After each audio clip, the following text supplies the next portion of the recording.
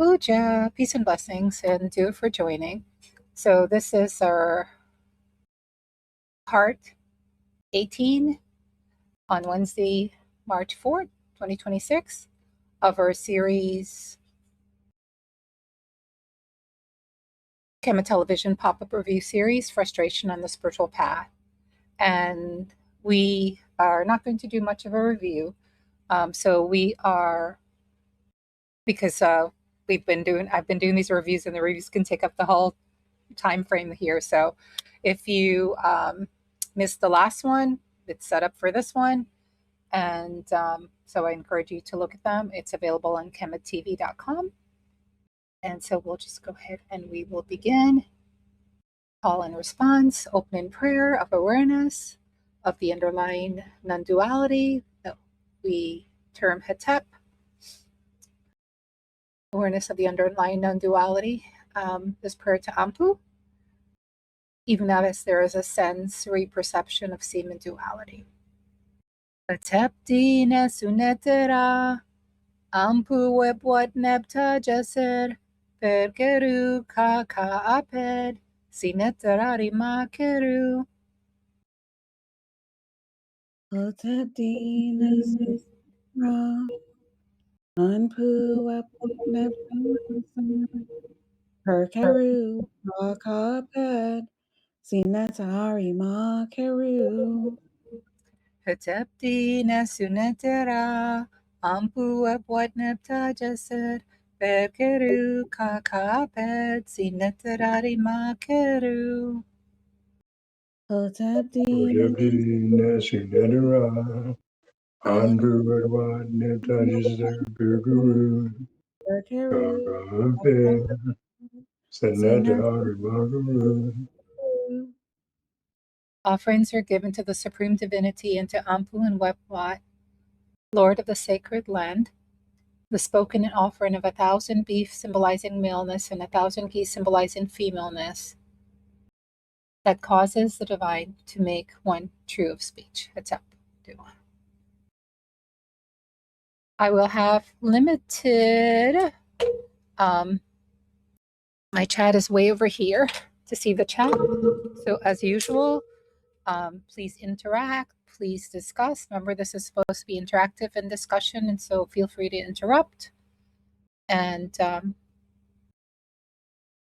if you share something in chat and I don't see it, just turn on your mic and interrupt me. No problems to interrupt me.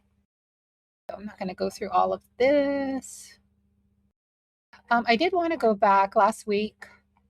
I shared briefly about the stopgap measure technique we were developing, which is a psycho-spiritual technique, very psychologically based, grounded in like some of the psychological principles. I'm not a psychologist, I'm a pastoral counselor, but it's very based in some of the psychological skills that are recommended. If any psychologists are on here, you're welcome to share, to add, to elaborate, to join in. And it's spiritually based, also in the Kemetic tradition, and through the Proverbs, through the scriptures, and through Maatian philosophy, and also through sage Amenemopa's teachings.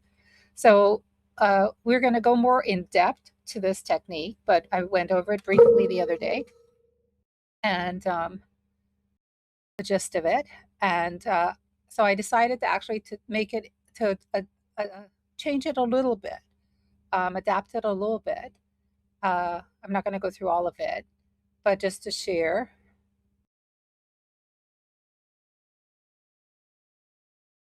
The P, last time I had peace, and then I also had peace of heart. So actually, I could actually delete this slide, but it's basically I've decided to make the P just peace. Before it was peace and then practical reality, like after you finish the whole process of the stop, then for the P, you have to go deal with the practical situation. But I decided not to make it stop gap, because the P really is about centering yourself, having a shift, experiencing a shift, some sense of experience of your soul awareness of that I'm not the mind, I'm not the body. So I'm not these thoughts. I'm not these like sensations and feelings going on in my body. I'm aware of them.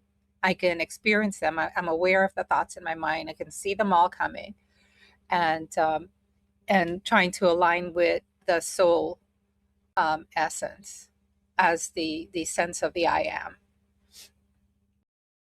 So removing oneself from the egoistic aspects of the personality and coming having a centered peace in one's heart.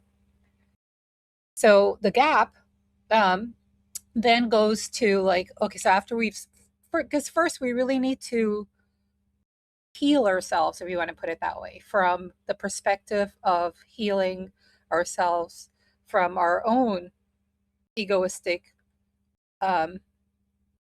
excessive emotional reaction that we had. That was beyond, remember, the 20 to 90 seconds that occurs. We experience these emotions within 20 to 90 seconds. The emotions are providing us data, information about ourselves, about the world, about our relationship to the world and to others. And so it's giving us information when it occurs. I'm not saying to ignore it. But when it goes on beyond this time that the psychologists are now saying is the kind of the norm, and you see how much in our culture we are away from this norm as a normal. Like you can be so beyond this, and this culture thinks that that's normal. But this is what they're saying is normal, because when it's studied, the emotions are like waves. Even thoughts arise like waves. They start really small, they peak, and then they fade. And so this part of the issue, part of the technique is that, and the understanding of how our soul awareness, the nuking correctly, nuk I am Haru, the soul essence is separate from the mind body essence, so the ego personality, right? And part of that is so then that the soul can take the information coming in from the body, the emotions, the feelings there, that what's going on, the sensations, and experience it just as data. Like, what does it mean? Like, how is it, but not be caught up in it as identity. So what is the message of an emotion? Like, anger maybe telling us like, there's some kind of like, we need to step back from the situation, like, or a boundary needs to be established, or there's some injustice that's going on. Something's not right with the situation. It's not something is bothering us, and bothering me, and something is just not right with the situation. What is it that's bothering me? So G for gentle inquiry. Like, what is the message from the emotion? That 20 to 9, not the, and then the other thing is like, why did I like take this data and like blow it up into like, why did my mind do this? Why did my mind take this data and blow it up into like a life or death situation? In such a, like, received it as such a threat to my sense of self that I had to go into this activating my whole stress response and my limbic system and my fight or flight to get into a fight with a person about it, or get whatever excessive emotion or feel or flight, run away from the situation. I'm out of here, or freeze. It's like, I can't deal with this, or shut down. Like, I don't even want to talk about it. I can't deal with, why did my, my whole mind body system like just have that way over the top kind of reaction? What happens when I do that? Do people like all of a sudden everybody obeys me and listens to me, and do the kids start acting right because they don't want to be yelled at? What am I, what is perpetuate, what is continue to feed that for me? Does it make me just let off steam? Does it like the energy, because emotions are energy and motion, we've heard that. So is it just that I have to have a way to let off that energy, and so this is the way I do it? I could do it by going for a walk. I can do it other ways, but this is the way it comes out. Have I just been like learned a wrong way to react to situations? Was I just conditioned this way from young and I think this was normal, but now I'm finding out it's not? So anyway, a gentle inquiry. You journal, just, get some reflection time for the G. And then the A, start to reflect then, on what Matian action you want to take. What needs to be done about it? Like, how are you gonna, for whatever insight you gain, like then, how are you going to act? What happened and the insights you gain, like assimilate it. I guess I could put assimilate here too. Assimilate it and contemplate like what action you want to take, what needs to be done. Can you go address the other person or the situation right away? Do you have like the skills to do it? Do can you control your emotions? Or is the subject such a hot topic and the other person's perspective is so not aligned, or they're it could be unrighteous, it could be wrong, and they're trying to push it. Do you need to have a mediator? Do you need to go to counseling to have it discussed with a mediator? Do you need to talk to a friend about it, get like another input? Maybe there's a friend like that in certain situations like this, they're pretty cool, like maybe you can go get a different perspective. Do you need to like um read some scriptures? Do you need to do more reflection? Do you need to apologize for something that the way you reacted? Take accountability. Do you need to say like, hey, I can't discuss this right now, I need to like really take some time before I can get back to you on this? What is it, what is the action you need to take? Do you need to breathe, spend more time breathing? Do you need to, whatever it is, so to contemplate that, maybe to rehearse the action you want to take as you enter into practical reality to deal with it. And then, practical reality would be like step 7. Now you're like ready to go address the person, address the situation, and you're going to proceed with your Matian balance and your peace of heart. So that's what I added to it. Any thoughts on that? And many of you may be doing this, and but some of you may, because when we say sublimate, when we say like the three, before we, this was expressed, as I said, like suppress, substitute, sublimate. So really expanded on those aspects and given like more, try to give more specific instruction or more specific insight or more specific understanding of what all that is happening. But this is what is occurring in this like stopgap technique. I didn't want to just leave it as just a stop, like stop the behavior, but the gap part adds the sublimation process, um, transforming that energy so that it's not suppression. You're just not like, oh, I'm angry, and so I just got to stop being angry and be, no, like we went through it. You're not suppressing. You're actually affirming your values based on your soul awareness, your understanding of your soul, and so you're rewiring also the personality through the uh, you're affirming like a different set of core beliefs. Before it was just like, yeah, this is what they say, don't suppress your emotions, just let them rip.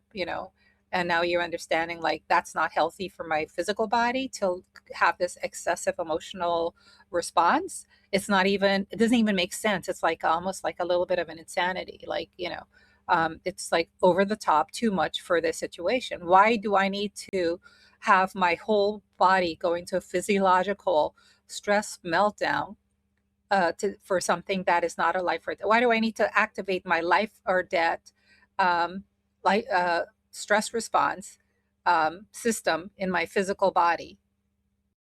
It's like calling I think in the de-stressing book, I put it as like, you have a little uh,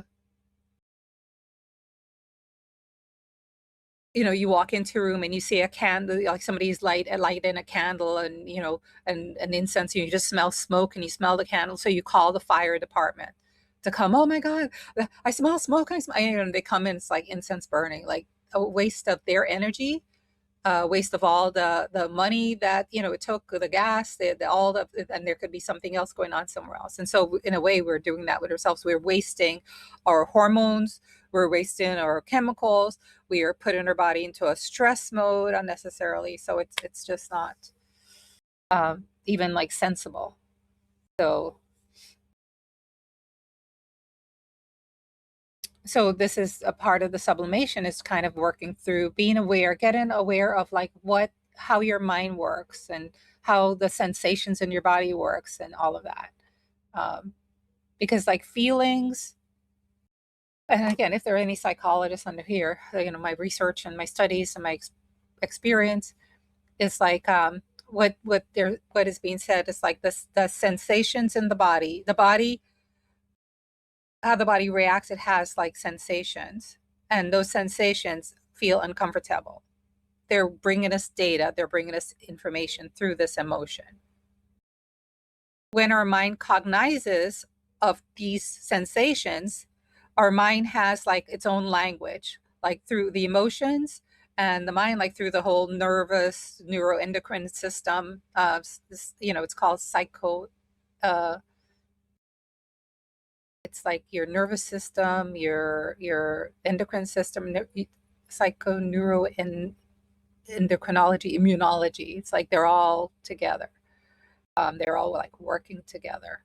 So when you have the sensations and you make sense of them, like now you're expressing your feelings. So the feelings are like your thoughts about your like kind of a thought about the what you experience in your body, because the emotions don't speak. They're just things that are going on. And we have related and correlated, like a lot of it is unconscious. Like when I feel like this, that's what I call anger. When the body does this, I'm going to call that sadness. When the body does this, so we put like names and terms to those sensations in the body that we call our feelings. So they're kind of like so a lot of this can be, conditioned. A lot of this is conditioned through the mystical world conditioning process when we were younger, and if we didn't grow up in a mystical spiritual tradition. So we're trying to like rewire that to what we're learning about our spiritual nature. So it's really a lot. um and we're so I just want you to understand, it's just really a lot. So you have to be really patient with yourself. You're like studying yourself, and you can speak to other people, but really you're your own unique personality. And although we have some aspects in common with other human beings, there's a lot that is based on our lifetimes of our own experiences. And so also we have to inquire within, um, and just be observant of our own patterns and how we do things, and with not with like, oh, this is terribly, and oh, like it's annoying, or this is embarrassing, or whatever. That's like ego assessment. No, it's like, this is interesting. I didn't know I did that. Oh, I didn't realize I do that. And listen to when other people share with you. So any comments with the gap aspect? We'll get back to it later on. I'm introducing it here again.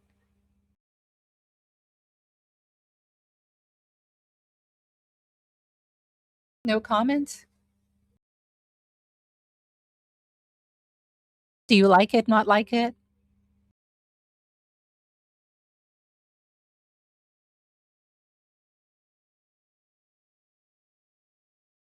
Is anyone available to read my, I think Aspirant Hannah shared something in the chat. I saw it came across the screen.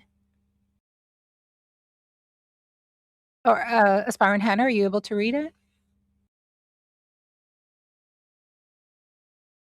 Pooja, yes, I can read it. I apologize if you hear my son snoring next to me. That's okay. I was just saying the analogy you gave about the calling the fire department for incense smoke really put it all in perspective for me, and just made me realize, how sometimes when we overreact, that's exactly how we're putting our bodies under a lot of stress for something that's minute and unnecessary. Yes. Have you seen the book that I wrote, The De-Stressing 101? I don't know if you've Mm, seen that book. So no. Sibima said I should also ask, like, when you all go on Amazon to do reviews, if you can do reviews, if those of you who may have seen it or had it as well. It's called De-Stressing 101, and I do want to update it. Um, it's nothing wrong with it, but I think I wanted to just reframe it a little differently because, like, I see there, like, with all the YouTube and all the, uh, the Facebook and all the talk, they're using different terminologies, I guess. So I just wanted to like kind of make it more hip, and maybe I did want to add a few things to it. But it's called De-Stressing 101, tools you were never taught in school, in high school or something like that, or in school. And it goes over the basics of the stress response, and how it's tied to mind and body emotions and things like that. It goes over to that. So I do want to at some point like revise it a little bit, but still it's out there. And whenever I pick it up, because Sibama really likes it, we were trying to do something with it, and whenever I do pick it up, because I think something is not in there, and I pick it up and I find it is in there. So I appreciate it too. Still, I go back and I read it as well. Um, just I want to lay things out a little differently to make it more in line with current AI type of technology, I guess. Some of the images and stuff probably can help have AI to give them more graphic there. Just use the computer. But anyway, in there, I that analogy is in there. I'm pretty sure I use that analogy in there with that. And there's a video I did, Bust a Coup, right? For you and Bast Omia, you all did that program and you had me do it. And I think that video is available somewhere on de-stressing, that kind of goes over, gives you like, I think in an hour to 15 minutes, something like a little overview nutshell of it in a PowerPoint. I will try to see if that is available, because I think if that's available, we can probably put it up on a YouTube channel if it's not already on a YouTube channel. I'll try to see if we can locate it. And then that way, that'll actually serve as a good also aid to this presentation. I saw another comment came over. Anyone can read it? I think Bucket, I think, is sharing links maybe, or someone is sharing links. Seba Dja. It was by Asprantiana. Asprantiana, you could come on, or I could read it for you. That's I right. can read it. Hey, y'all. This is Tiana tuning in from Dallas, Texas. It's been a while since I've joined a live group, so I'm so happy that they're doing these in the evening. But yeah, I was agreeing with the comment above mine. I do like the analogy of not using your all of the hormones that rush to save you from a bear chasing you. I love the idea of them being firemen, the fire department coming to put out a fire, and it's just like incense smoke. I really, really like that. When you put it like that, it puts it into perspective. So moving forward, I want to just really be observant of that in that way. So thank you, Dua. Hetep. Dua, for sharing that. Yeah. And that's where the gentle inquiry that I put in for the stopgap, I put in the G, because it's like then inquiring, like, okay, so that doesn't really make sense, right? Like I would not consider that, like, if somebody gave me the choice and said, hey, do you want to do that? Like, is this good for your health? Like, and I consider, my health valuable. It's like, I'm going, like, of course not. Like, I wouldn't want to do that for my health. But that we have set up a way within ourselves, and we are not doing it consciously, but just the conditioning. Part of it is not even conditioning. Part of it is just our animal nature, because there's still an animal nature there, and that's the autonomic system. It's an automatic system that's set up. So it's an automatic system. It's set up, but an automatic system that's not set up to kill us is set up to, to save us. So how is it that now it's gone into a pattern where it's actually we're using it, or it's coming online in a way that's actually killing us, not saving our lives? Because people have heart attacks when they get so emotionally upset. Like I think, I don't know if it's still the case, but it used to be that Monday mornings at 8 to 9 a.m. were when the most heart attacks occurred, and most of those people that had those heart attacks on Monday a.m. Did not have any pre-existing cardiac disease, that they didn't have like blocked arteries and things like that, but they got spasms. Yeah, that's it. The community shutting fasting day was where we did the talk. Yes. So if most of the people don't have like any predisposition and they're having heart attacks, what is going on in that mind that is like that's activating this limbic system, this amygdala, this reptilian brain aspect that's there to come online when there's actually a physical threat. So it makes us really have to inquire about our core beliefs, like what are we actually thinking, how, like, and how we think about ourselves, how we think about a relationship really with the world is a big one, our relationship with other people. um so and that we are like reacting in such a way that we're activating this survival mechanism, and it's leading us to like adrenal exhaustion, because the adrenal glands have to kick the pituitary. It's in our brain. Those are glands that are associated with our cephalic bara, our energy centers, or chakras. So like everything is going a little haywire. And so this society is really not at all normal. So a lot of the ways we were conditioned to feel like normal, and dog eat dog world and survival is the thing.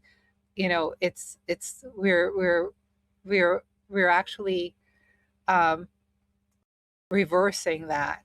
And so the part of us that is been conditioned that way, um, psychologically, is getting rewired. And I see Tiana says, I work in corporate and experience fight or flight. Right. So it's like, so the part of us that is getting triggered all the time, that part has to be worked on psychologically, psychospiritually, mystical spiritually. It's an integration process, because the fight or flight system, it doesn't have like a mind of its own in the brain, like in that turns on that fight or flight system. It doesn't have its own mind. It's just like when the mind in some way says threat, when the senses, it's like, even there's an aspect of the mind that like relates to the senses. When there's a perception of threat, a thought of threat, that's all it needs, and it comes online. It just automatically comes online. It's going to do its thing. And it's like if you have a hill, and you have like a ball that's rolling down the hill.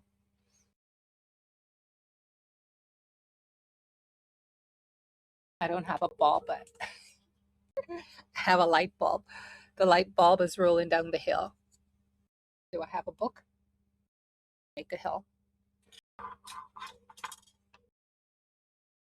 Okay. So you have a hill, and the ball is rolling down the hill.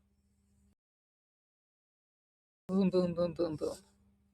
So when you start that cascade in from the limbic system and the brain, and the hormones and the chemicals, the adrenaline, the noradrenaline, the cortisol, and all that whole hormonal neuroendocrine system is going on, once it gets started, like, you can't take a hormone. I mean, maybe some yogis somewhere can do it, those who can like stop their breath and be buried in it, whatever. But I'm talking about just how the system works generally for the average.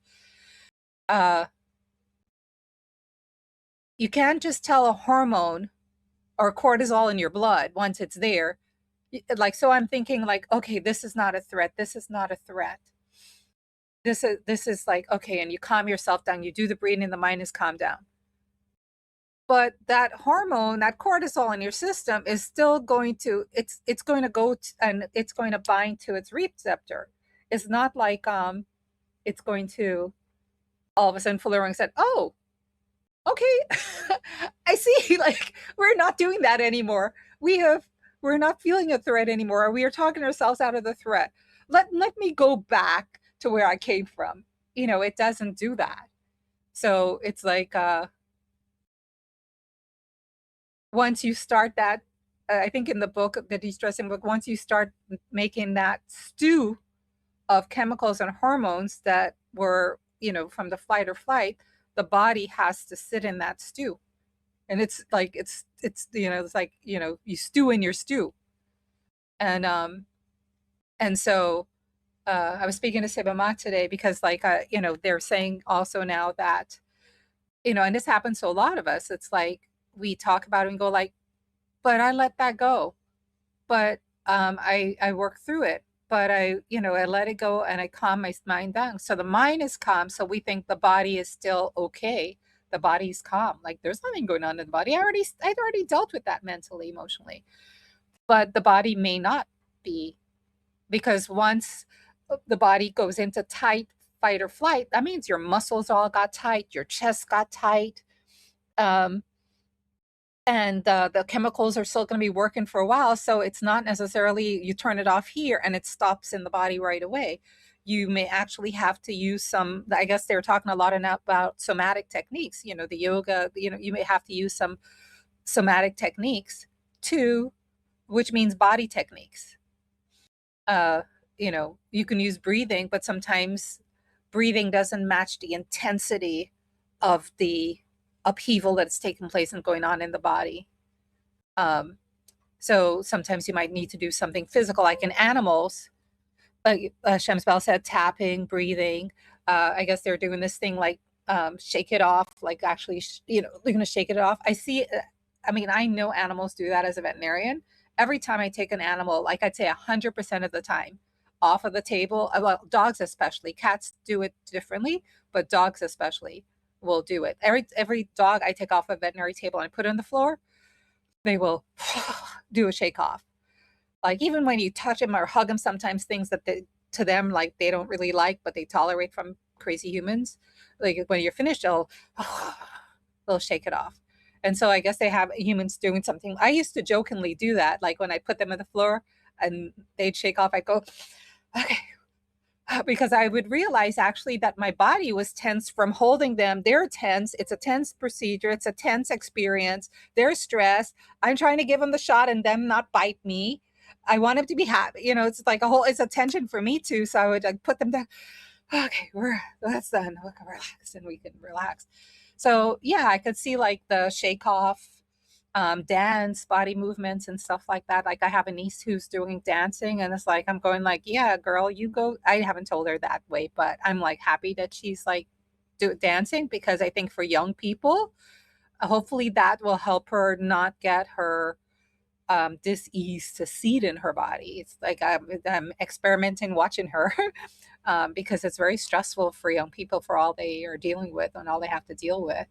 So yeah, so you might have to do a body scan, I guess is what they're calling. In the De-Stressing 101 book, I call it a deep relaxation exercise. And I give like the steps to go through it. And I recommend that you record your own step, like you record what I have there, like a guided relaxation for yourself. So you hear yourself and you're teaching yourself to relax, so that when you do need it in that a corporate experience, all you have to say is like, okay, body relax, arms relax, like silently to yourself, and it goes into relax because you've been training it. Like, every day you do it, at night before you go to bed, and you train it like how to relax. So yeah, do it for your sharing. Yes, but Bucket, I think some clients probably thought I was a little crazy. But because sometimes the clients would want to like grab the little dog, if it's a little dog off the table, like grab it and grab it and like hug it. Oh, poor little, and it's like I'm going like, actually, can you put it down a little bit? Let him shake, and then he's put it, and it's like, oh, and then once they release, then it's like, okay, what now? What next? They can take a breath. So it definitely they do it. So I don't know, like in evolutionary times, what humans used to do for shake off, but after like they encounter that bear and then they escape the bear and then you come back, your parasympathetics finally kicks in and you normalize. What did they do to normalize? Like, maybe they might sit still and quietly because you're no longer running just by sitting still and quietly and, taking a few deep breaths in. That lets the body know that the chase is over. It just lets it know that the chase is over. So when we change your mind, it's also important that we change our body. So we can put a smile in our face, uh, like a gentle smile in her face. This has been studied. Research is behind this. We can, kind of be open palms, like, when we're doing our relaxation in the yoga postures, we put our palms up. That is like more of a receptive mode, like opening up. So again, these like movements, we tend to tighten our chest. So if we sit back, open up our chest, just breathe deeply. Make sure you put your shoulders back, check your shoulders, try to relax them. These are little things you can even do while you're talking to somebody if you can't like leave the room. Like just check in and see if your body is like um, in tension in that fight or flight, and then you can adjust it so that it gets messages within itself and can be where like, oh, well, that doesn't go along with fight or flight. Let me just stop, producing and working. A lot more dancing in ancient times, community dancing regularly. Yes, drumming, dancing, singing, all of that in a community way. That would release like, from the end of the day or the end of the week. So it's not carried on. And then, so what can you do? Can you really dance? Like if you're in a corporate environment? Sure you can. You can go to the bathroom, you know, and you could just like do a little, really nobody knows. You have to find ways to do, to be you and to relax and to alleviate it that is in line with your your personality for your health. So yeah, if you have to go to the bathroom and do it, then you go to the bathroom and you do a little bit of loosening up and moving your shoulders and do a little a set embrace.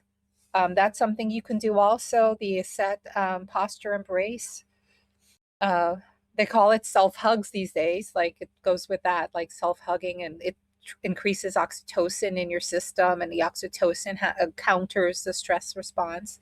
So you can do a nice little deep breath. That's something like just so easy to do. Even if you're talking to somebody and like, whatever, you can just put, instead of crossing your arms, you can just like, cross it a little higher and just like, oh yeah, I'm a little cold, oh, I'm a little cold, but you can find ways to do it.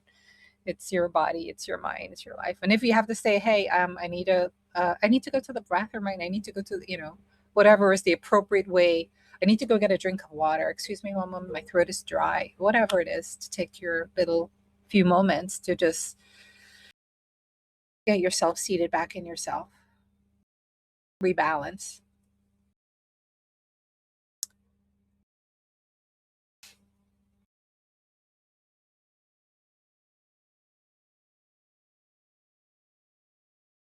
Well, you all didn't see me, but while the music was playing, I was trying to find my reading glasses, and Seba was standing there. And so as I was walking by him, Seba was laughing because I forgot what the song was that was on. I think Mott. I think uh Nudin Shen was singing his Mott version. And so I was like, yeah, yeah, so yeah, why not? You're home, you can sing, you can dance.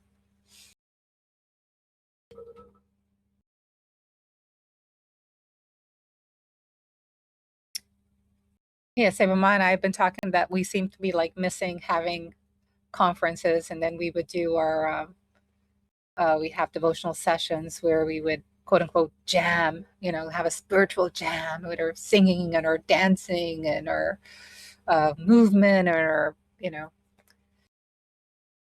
yes.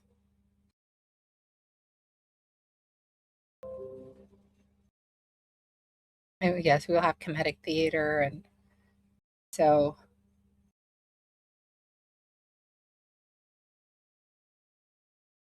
I was telling Seba, well, I guess I'm sharing tonight. I guess I'm just really sharing tonight. We haven't gone through anything, but I was telling Seba that, it's not that Seba and I don't, uh, wouldn't want to have, like a conference or something like that, but uh, it just a lot of those of us, who are on here, are dealing with family health and things like that, or uh, but if any, you young whippersnappers wanted to put something together or something like that, um, certainly those of us done it before can give you kind of guidelines. I think for Seba it kind of needs to be, okay, not kind of needs, because I've asked him, it needs to be in South Florida.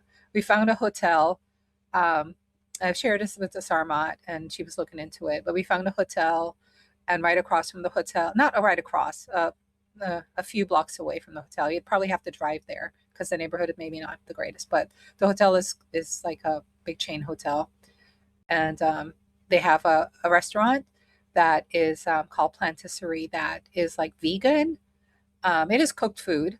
They do have some salads, but it's not like mostly raw. It's cooked food, but it's vegan, and a lot of like it's a deli kind of thing, and it's organic. So it's organic, it's vegan, and I said they do have some salad items there. They have soups and things like that. So like, we could always arrange with them. I've called them about it. Arrange with them that go there and eat. So that takes care of the food if we do it in the hotel there. Otherwise, to do it at a retreat center, there are a few of those that may be around. We'd have to find out. A lot of them are like Catholic retreat centers that which we've done things like that before, like the one in Delray that we did. Anyway, if it's something this where like we have to go and everything else is handled, that might be doable. So just putting that out there, because some of you like asked when we were doing it. It's just we don't have time. And those of us who have previously planned just don't have time to go through all of that. It's like a whole big thing. So okay, so let's go ahead and share.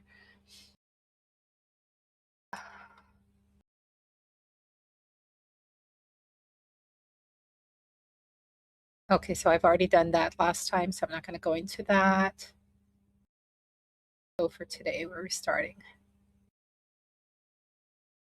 Well, so what I wanted to give, because I want you all to be involved in this development, right?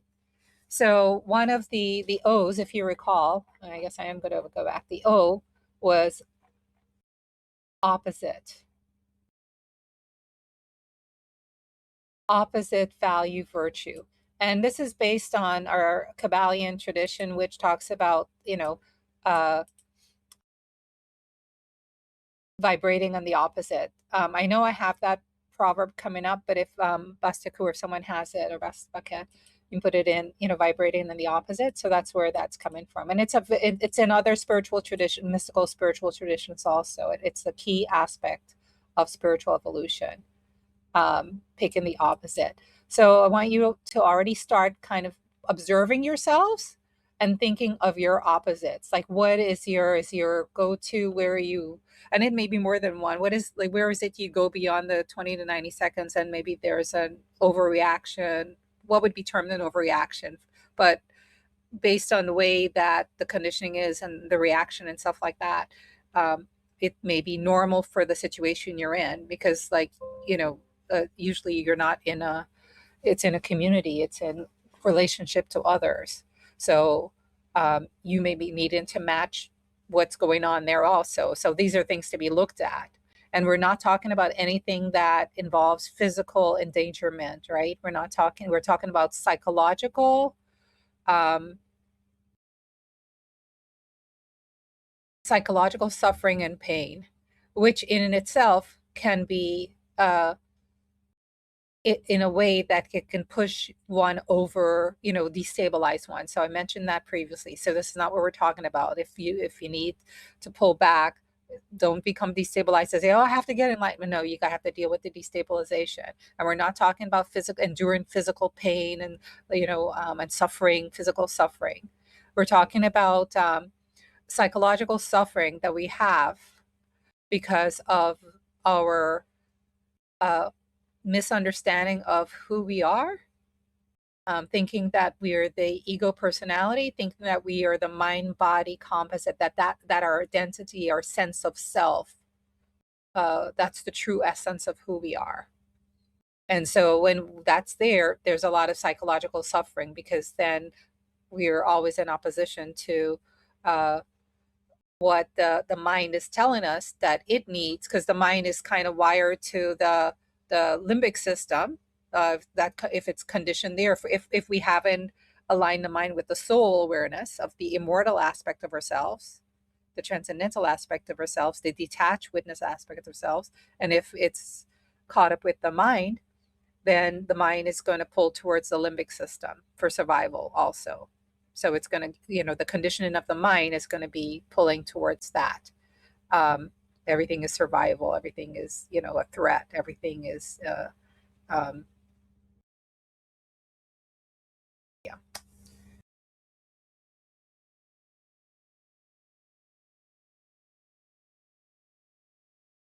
And the amygdala in the brain is like a muscle in a way. When we utilize that more, that grows, and the prefrontal cortex, the executive centers, the centers that has impulse control, the centers that counters the limbic system, the centers that can reflect part of the intellect and all of that, because when the limbic system comes online, it basically kind of shuts down the prefrontal cortex and the higher, what I call human spiritual centers. And it goes like more into the reptilian human, the animal nature of the human. And so if that's what's being utilized, the actual brain, the part of it that's being used more, will grow, and the prefrontal cortex will actually shrink. So it becomes like actually an anatomical, physiological conditioning as well too. And it's neuroplasticity, so it's reversible. It can change. Just like if I, go build up muscles, in my arms, I build up the muscles, then the muscles are there. I don't use it, the muscles will, become mush again. And if I want to build up muscle here instead of here, then I do the exercises for there. So it's not like, but it's going to take, time for all of these things to kind of realign, resituate, and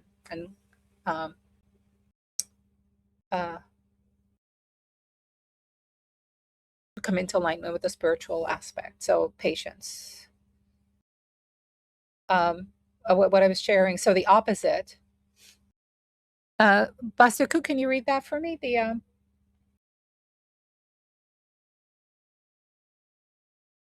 Puja ni. To destroy an undesirable rate of mental vibration, concentrate on the opposite vibration to the one to be suppressed.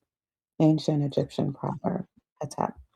Attempt. So this is where all of this is coming from modern psychology, as well as, I say modern psychology because I don't know where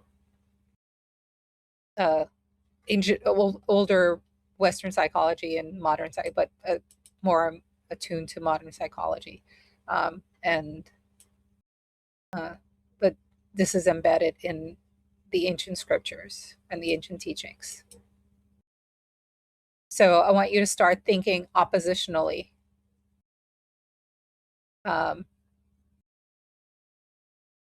And for example, I'm going to give you an example here, because, and then we can maybe see how time goes. We can do it for for some of the other emotions. So this is just me putting this together very quickly. um, it's a work in progress. This was as the I Day was coming out, like, it'd be good if we could work on it together, because you can bring to it how your system, because I want you to look at your system. So eating the heart out to sever excessive emotions, psychology greater than 90 seconds of emotions. Shem means, of course, heat.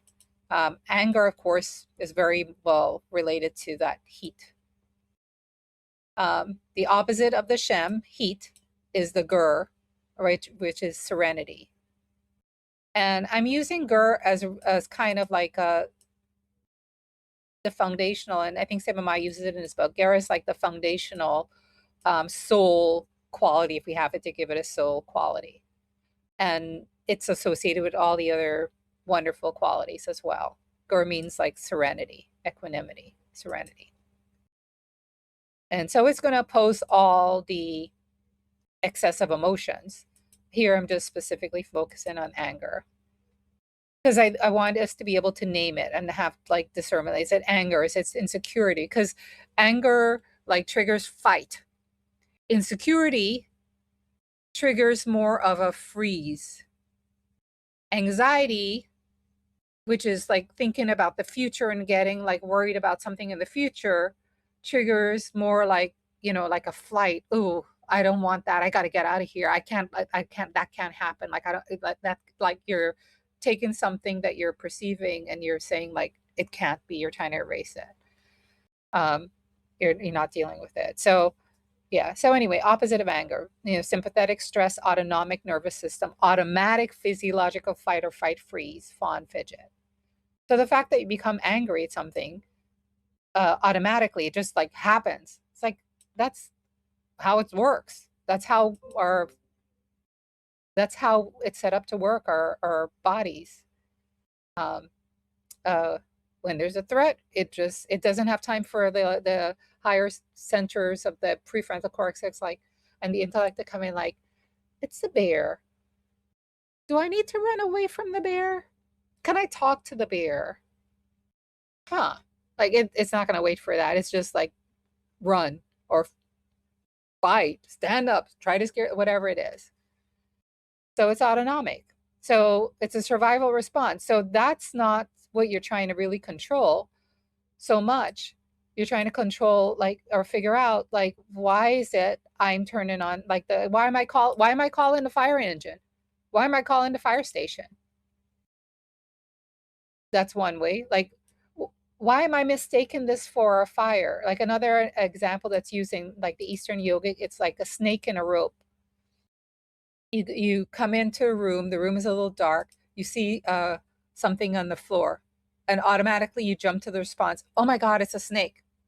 And you will refuse to go into the house, and you find something to kill the snake, and then you come in, and then you turn on the light, and it's like, oh, it's a rope. Oh my God, I'm glad it's only a rope. As long as you thought it was a snake, the autonomic stress response, it's going to do its thing.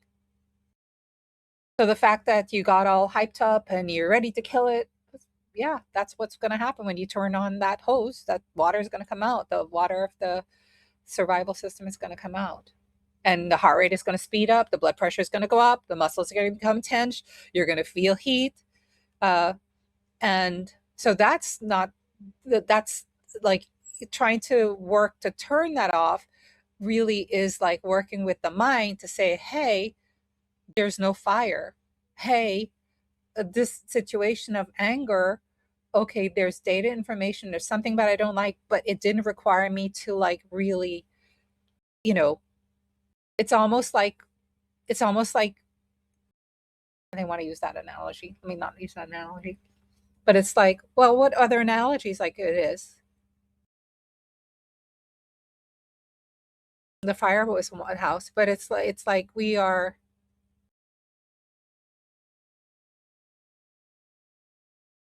It's like it's a disconnect. It's just like it's a disconnect. Something's like not aligning properly between what's actually happening and what's going on and our response to it.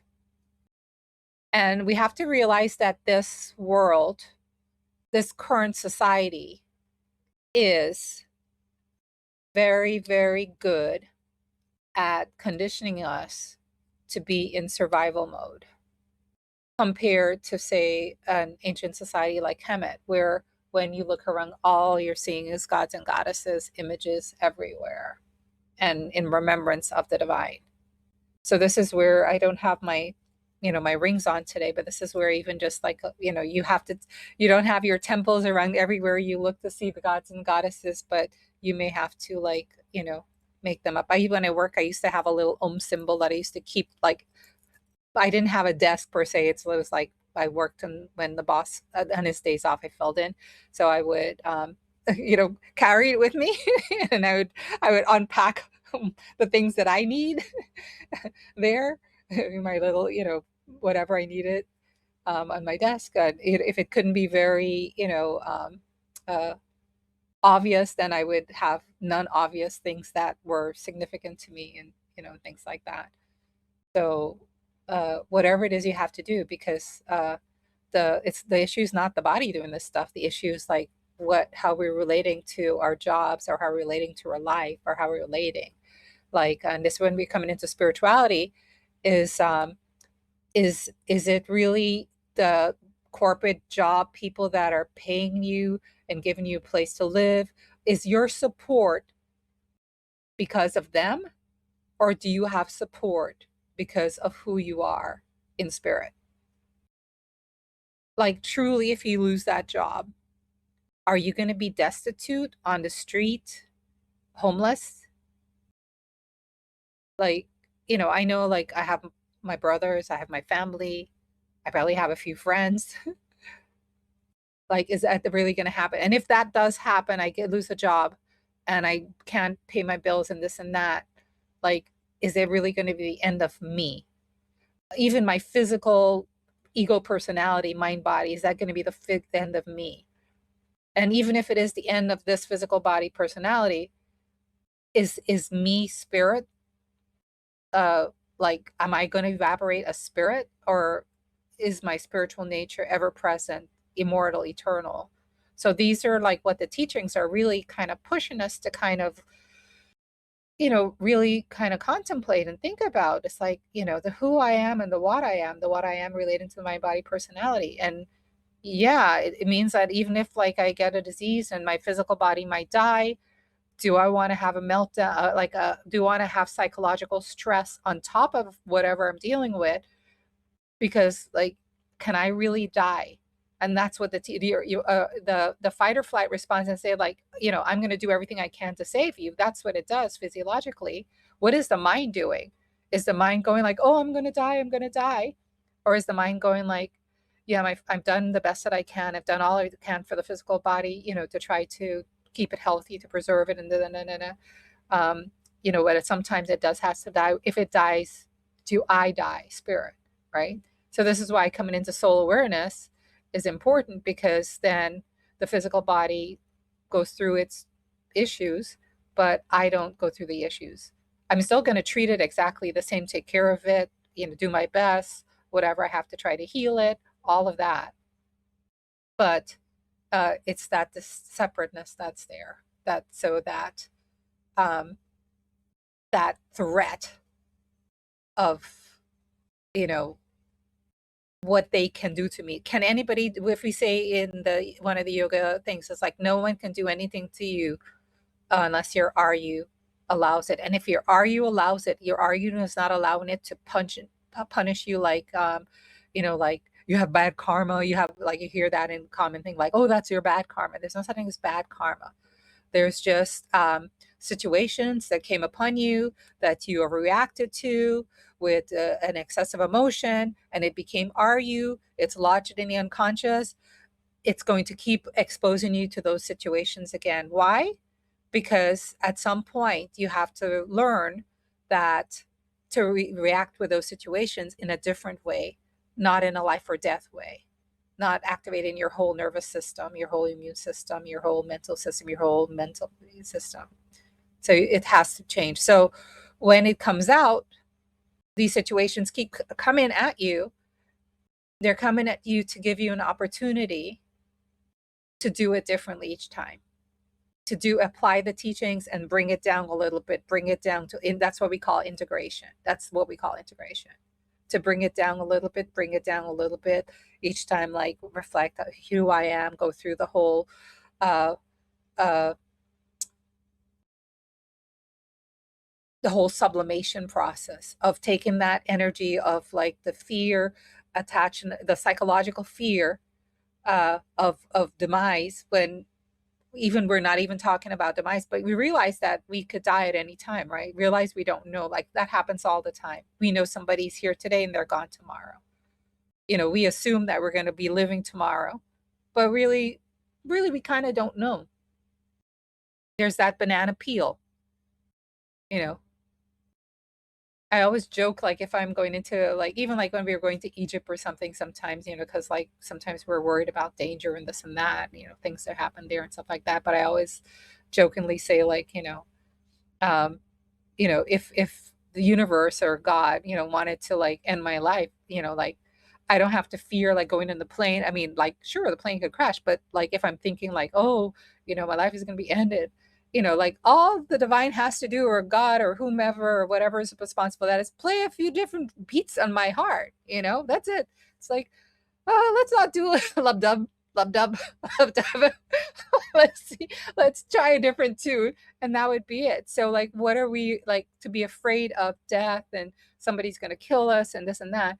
It's kind of what's in our are you is just about us and what we have reacted to in such a like a big way and a non-spiritual way and a conditioned fight or flight or fear or fawn way, that it's just kind of lodged there because we didn't respond to it in a spiritually elevated, a psychologically balanced way. So it just kind of like sticks there. It's like, oh, like this didn't yeah, this didn't like, this wasn't done in a witnessing way. This wasn't done in a detached way.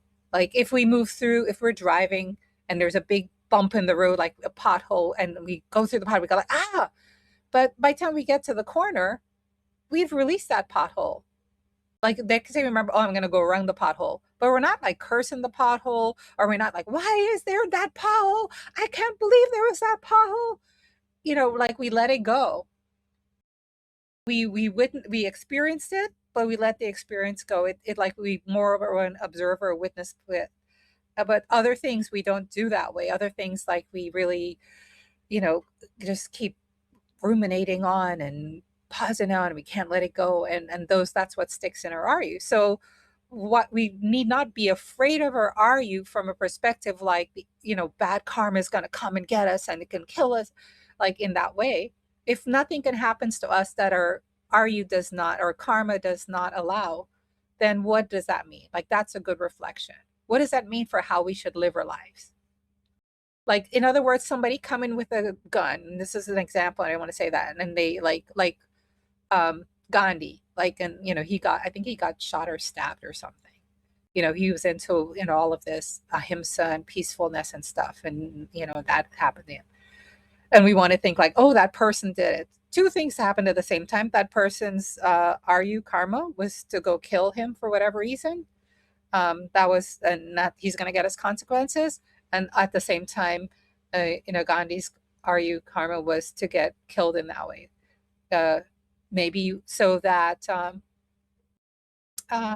that we are able to see that our peaceful actions and the way we live our life, it's not about like, it doesn't mean that what goes on with the physical body and the physical world in the realm of time and space correlate with our own spiritual sense of peace, right? Like, in other words, sages don't just get off the hook because they're peaceful personalities. They don't get off the hook of the world. But in the way that they die, they show the world in a way that um, yeah, I'm not my body. Like, a couple of sages had cancer. Like, one had cancer in his hand and he wouldn't go get it fixed. He wouldn't go get treatment for it. Or maybe he did partial treatment or whatever, but, like, it was very painful. And all of his disciples like, go, go, go, and he didn't do it. Why he didn't do it, I don't know. When, I can't remember when it was, what the level of therapy for cancer was back then. Maybe it was an amputation. Anyway, he let it there. It was very painful and stuff like that. He died from it. That was, and when they asked him about it, his disciple, he said, like, if a leaf falls from a tree, does the tree die? And him, the tree was spirit. And if just like one ego personality, falls away, does that mean that the tree dies? And so different lessons. But these are the things like for aspirants to kind of reflect on, to start to loosen up that grip of the mind on the values of this world, time, and space, and align with spiritual values. And it doesn't mean, because the mind will go like, well, I can't do that at my job, I can't do that at my work and stuff like that. And I don't know the job or the work, but yeah, one can live one's values. It's not one has to be abrupt and it's like, well, I can't do that, that's out of line with my value. It's like there are nuances and ways, and you speak to HR, or you go and you speak to like somebody who does, I don't know, some sort of counseling for business things or whatever, and you speak to someone about your values and the work, and maybe you get a different job, but it just somehow has to be allowing you not to keep intensifying your fight or flight, your fear, all of this autonomic sympathetic response. It has to like be in opposition to that, and not in opposition in suppression, I'm going to do it, but in opposition, these are my values, this is how I see myself, I want to become a sage, and this is what sages do. So this is why I want to do, this is why it's important to me to act in this way, and plus it's going to be healthy for my physical body too, and my mind. So entering the shrine, we're going to be concluding shortly. Entering the shrine, opposite mental emotional state. So that's what I want you to pick up, the opposite mental emotional state. Because this stopgap measure is not like the same as you're going into your meditation. You're going into the shrine for your meditation. Here you're going in for like a kind of like a realignment, reconnection. And then afterwards, if you do want to do meditation, you can. But so what is the opposite? And I just put some here. You can decide what are other words. I just, calmness, serenity. So you can focus on any one of these. Another Kemetic word is keb. If Haru Maket is on, he likes that one, keb. It means to be cool. It's similar to gur in a way, but it's specifically cool. Like, so you can think of being cool-headed instead of hot-headed, with anger. It's like a fluid flowing from a libation jar. You're pouring fluid from a libation jar. It's like cool.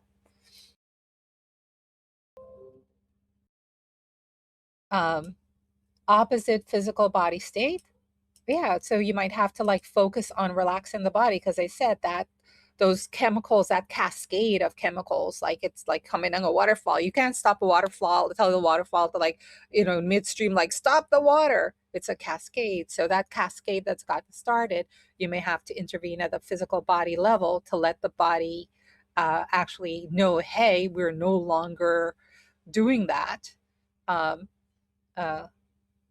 By checking to see, like, is it relaxed? Okay, I had the thought, like, okay, I'm letting this go. I'm not thinking, did the body relax too? Or is it still caught up in, the cascade?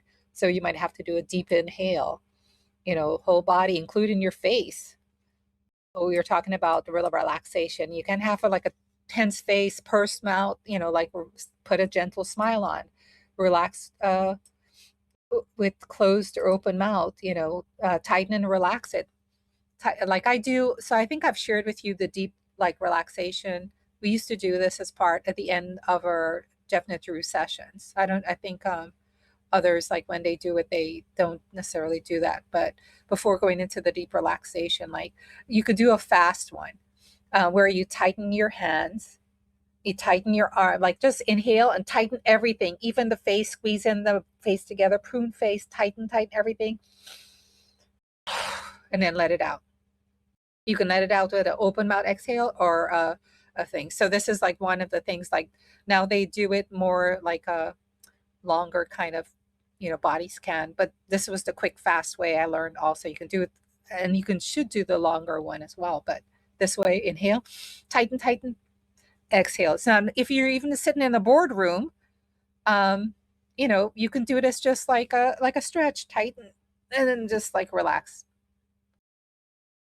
Something as simple as that.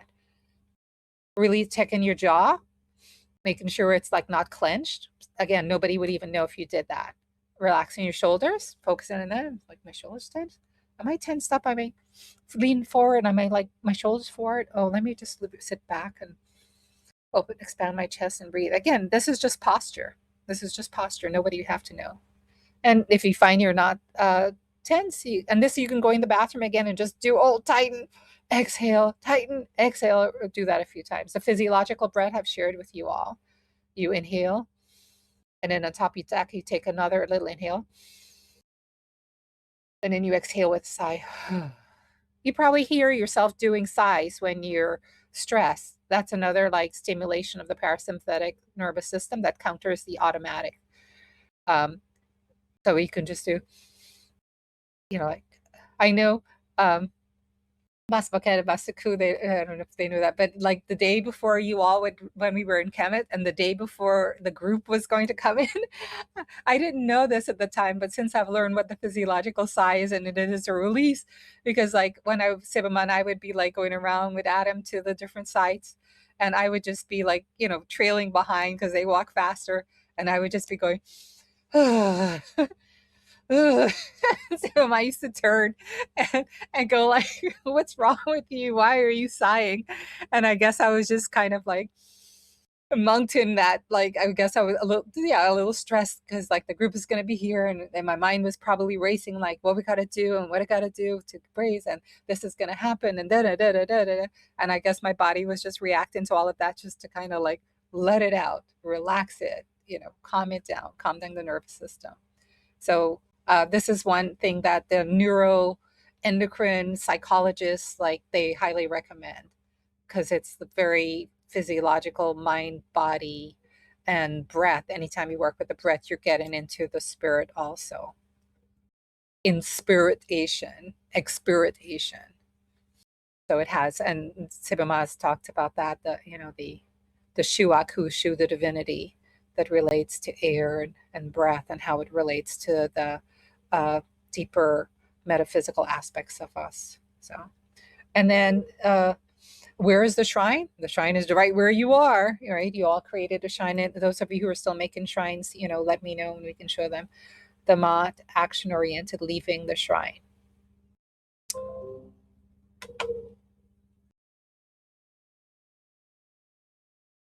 Nibas paket. Yeah, but it was just like a reaction. My body was just like preparing for a shift. While Seba and I are like relaxed, going around from side to side. Now we're preparing for like, the shift that we have to, keep everyone safe, make sure, because, protect everyone, keep everyone safe, keep everyone together. And we're trying to give them this experience, and then, so all of that was like coming together in my body, and it was like, calming, rest, healing, repairing, relaxing. So yeah, so if you can start to kind of like in your inquiry, your gap, your gentle inquiry, kind of like journaling, reflecting, contemplating, like when you notice you're having those reactions, like pick one emotion that you're going to call it, and then if you need to Google, get some ideas for opposite, read the scriptures, read the books, like see if you want to get a comedic opposite, and then go through your whole stop, going into the shrine, connecting back to heal yourself, connect back to your soul awareness through that value, because all values or virtues are tied into your soul nature. And then once you bring yourself to that center, and you have righted yourself, you've reconnected, at least mentally, And then emotionally going through, looking and make sure when you come out of your shrine, it's like, hey, is the body calm too? Is the body, do a body check? Like, is it relaxed also? If you're not sure that the breathing, the physiological sigh, the thing, then if you're all relaxed now, you can actually go and like tackle the issue. Gentle inquiry, and then decide, what action you want to take, how you want to act that's going to be in alignment with Ma'at. Not doing any of those things that Ma'at says not to. And if they happen, then, if that came out, well, okay, then I got to look at that. And ACT, gap, GAP, and then, um, proceed to handle the situation at hand, and all of that. Okay, so we concluded that portion. So we're going to get into soul attributes, spiritual mystical virtues important for our stopgap technique. To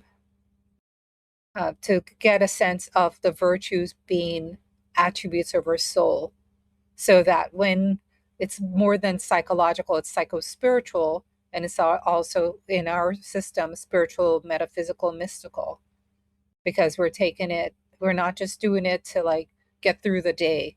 We're doing it for attaining our spiritual goal of becoming a sagely type of personality. And in that process, it's going to facilitate our psycho-spiritual evolution too, in our psychological process. Any questions or comments?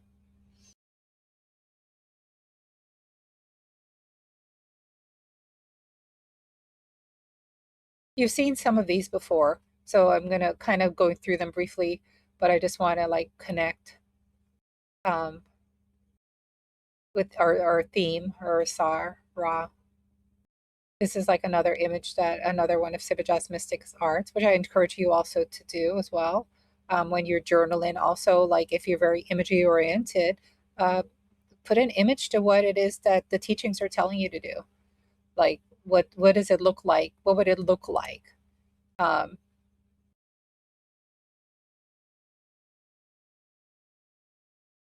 This one I think I did to illustrate the rusher and the rush rat, the recognition of the universal spiritual reality, and as a basis to act with truth, act with ma'at. Act with truth means ma'at. This is like your ethical conscience. So if you, this is like the ocean metaphor. And so now for the ocean, like the waves represent individual objects in creation. Here I'm just focusing on human objects in creation, human beings. And the essence, this is the mind body ego personality aspect that is like the part of the wave, like comes out of the individuality. But the deeper wave, but also in that individual sense of the personality, is the soul, is a sar. A sar, like sar is like the individuated aspect of Nebuchadnezzar. It's connected of Ra, of Asar, Ra, and Nebuchadnezzar. And so and that's what Sage Amenemopet says, like that's within our kara, which you all built, and you had your abnetter in the kara, in the heart. And so if you just can connect to the soul, not just stay at the mind and the body, but to the soul automatically is like underneath the waves, underneath the wave-like personality. The soul like connects you to Ra and to Nebuchadnezzar, a deeper aspect of your being. And once you connected to, Sebema called it ethical conscience in the Sage Amenemopet, recognition of a universal spiritual reality. That's like your Ra, like everything you look around is Ra made it. Ra made it from himself. His own consciousness is all of this. And the senses, we know, takes that consciousness that is just all consciousness and puts it into shapes, names, and forms that we see as individual personalities. So if we can keep this kind of deeper vision, even as we are acting and seeing each other through the senses and seeing individuality, seeing separateness, seeing differences, but if while we have that with our physical eyes, if with our third eye or intuitional eye or deeper spiritual eye, we can have this sense of a deeper aspect and a connectedness and a sense of oneness, and a sense that it's only us all around. It's only me manifesting all around. Now up here, the wave-like level, it's crazy me's, but we still maintain ma'at and our practical reality and our practical sense of practical world. But we can do that and have this deeper recognition of universal spiritual reality. And when we keep that recognition of a universal spiritual reality in our awareness, then when our actions come out, our actions, not the next people's actions next to us, but when our actions come out with that, then it's going to have a sense of acting with ma'at, of acting with truth, the truth of our deeper, truer nature. So, and if we can act with this deeper, truer nature, then again, like if you like think of all the people in the world, even think of even somebody that you particularly don't like. Don't think of somebody like you really dislike, but think of somebody like maybe you really don't like. Have you had like a brother or sister or family member or something that did something like contrary to what you like? Have you had a daughter, a son, a spouse, somebody you love? Think of somebody you love now and they did something contrary to what you like. And you didn't abandon them.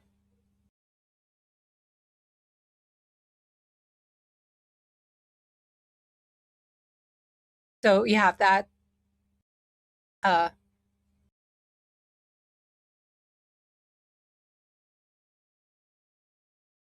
that filial connection. What I call the ancestry.com type of lineage filial connection. This is my family, and and even though they're acting this way, I can still I still love this person, especially children. Like I still love this person. They're not doing the right thing. How many men are in jail? How many women are in jail? And how many of them still have mothers or children or fathers or sisters or brothers that love them?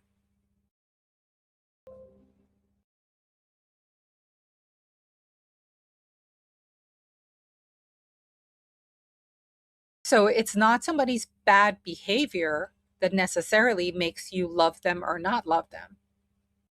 So if there's somebody else doing that's not a family member and doing a bad behavior, and you've decided you don't love them, but this family member is doing a bad behavior and you decided you still love them, like what is that about? It's obviously not about the behavior.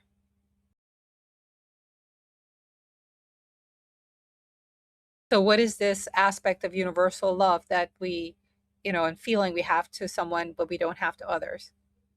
Like your family member, you still may decide, I'm not going to give the person the key to my house, because they steal money when they come in, they they steal stuff, but you still, care about them. So these are some of the ponderings, that, are, that can be done,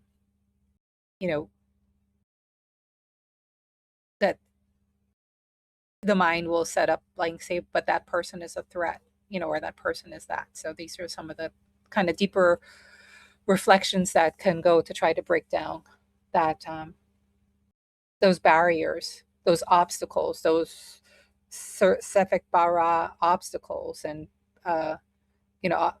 barriers to what they call like the chakra, the obstacles in the chakra system, the barriers, the blockages, the obstructions, these little things. And it all comes back to just you having this awareness that there's nothing really that is not you. If there is some are you that's coming up, you can handle it because that's why it's coming up. It's coming up for you to just learn how to handle it. So it's not coming up to break you, overwhelm you, whatever it is. It's coming up because like you're very dynamic in your whole aspect of your being, and it's kind of pushing you to discover these other aspects of your spiritual values and spiritual nature, that instead of just the conditioned reptilian brain, along with psychological suffering, conditioning, with a little bit of spirituality dabble in. Seba talks about salad bar spirituality. When you go from one type of spirituality to another, people just keep jumping the groups. But we have like a whole little salad bar going on within us also, um, within these aspects that we have to integrate. Any questions before we conclude?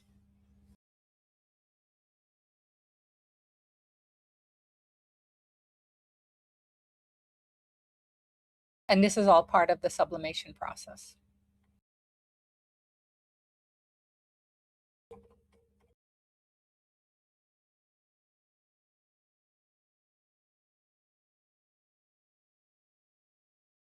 Does anyone want to do the closing prayer?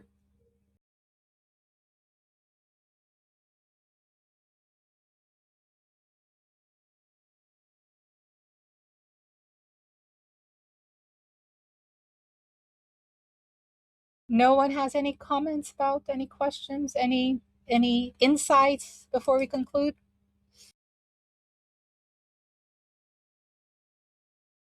Did anything resonate? Did anything not resonate?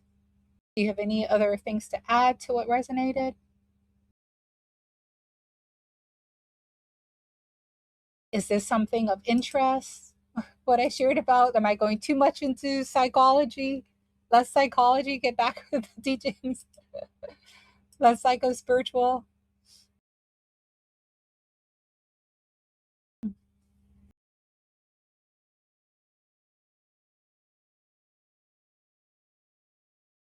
And it may not be everybody's cup of tea.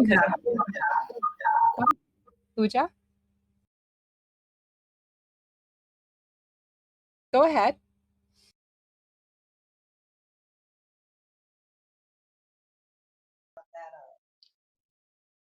Feedback. Well, I have a about the gap, and because I came in a little bit late after, I didn't get to hear about. Sorry, you're fading. Can you a little closer to your mic, maybe? So I came in. I was saying I have a question about the gap, and because I came in a little bit late, so I didn't hear G. May I hear the G? The G. The G for the gap? Oh, I see. A gentle inquiry. Like reflecting on, like taking a moment to just kind of reflect on, like what happened? Like why was like, what was like, why did I have that reaction? Or not only that, I guess the other part of it is like the data. I'll go over this again. Was just kind of doing it. The data information, emotions bring data information. So part of it is the inquiry also, like what was the message that the emotion was sharing about the situation. But yeah, I kind of blew it out of the water. The way my mind reacted to it was like, more than like it was some sort of a threat that was going to like end me, that I had to like develop this. I had to bring into play my whole you know limbic system, fight, flight, cortisol, adrenaline, everything, get my heart going, get my blood pressure up about it. Like, why did not the reaction like is so over the top compared to, what the situation is? It wasn't really a life or death. So that's one part of it. But then it's also going back and say like, okay, like if anger came up, like something about the situation, anger usually is like about um, some sort of like boundary being crossed, uh, uh, anger is like some sort of injustice, something's like not like right here, something's not aligned. So you may have to go back and like ponder in a normal, like, okay, that emotion came up, like in the normal 20 to 90 seconds. Well, what something was going on in that situation that it was like bringing me the information, like something's a little off. And so you might just have to reflect. Now you're calmed down, like what was off about that situation? Like, was it just really me? reacting, like, or was just what the person was throwing at me, like that was crazy too, or that was not right too as well. So yeah. So, and this will be also Boss Bucket is going to place it in KMTTV as well tonight or tomorrow, so you can go back, because I actually went back to the P also, and to the O a little bit in the stop as well tonight.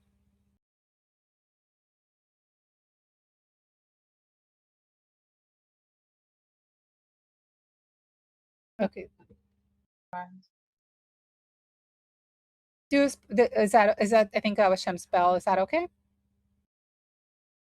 Nee, that's Shim's bell. Nee, that's okay. Okay.